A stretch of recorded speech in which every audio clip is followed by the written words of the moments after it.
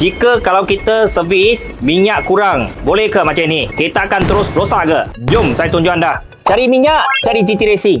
Okey, ini adalah sebuah Myvi 1.3. Sebenarnya enjin dia punya capacity ialah 3.5 liter. Jika kalau kita cuma beli 3 liter masuk dekat Myvi, dia akan menyebabkan kita macam mana tak? Okey, pertama, jika minyak kurang dalam enjin, dia akan menyebabkan kurang perinceran. Enjin dalam dia akan cepat haus, dia akan ada calar.